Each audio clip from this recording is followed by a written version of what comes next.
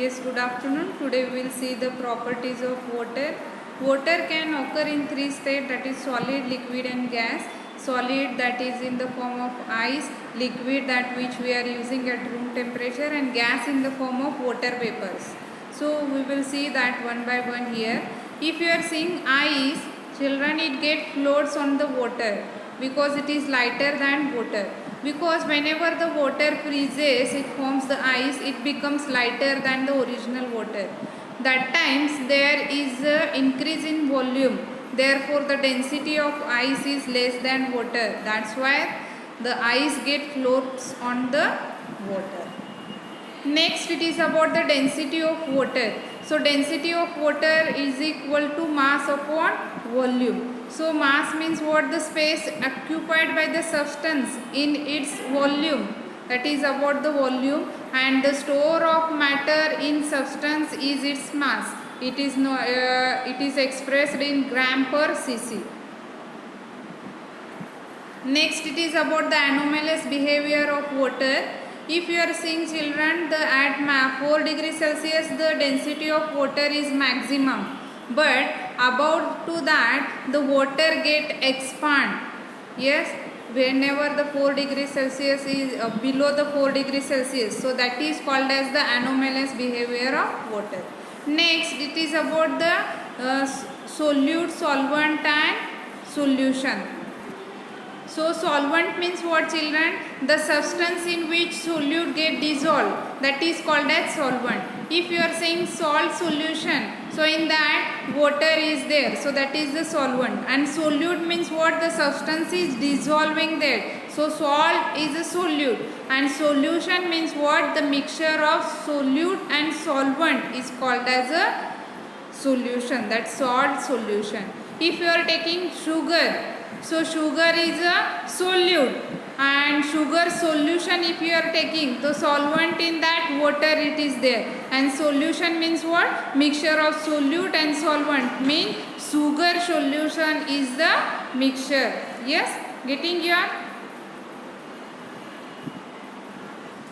water and its uses. Yes, every living thing's water to survive. Yes, all they live and grow, for it the water is required. So uses of water. So here various uses of waters are there. So in that, just see that we use water for drinking. Yes, the drinking purpose which we are using the water. Next is that cooking purpose we are using the water. Yes, children, every day. For bathing we are using the water.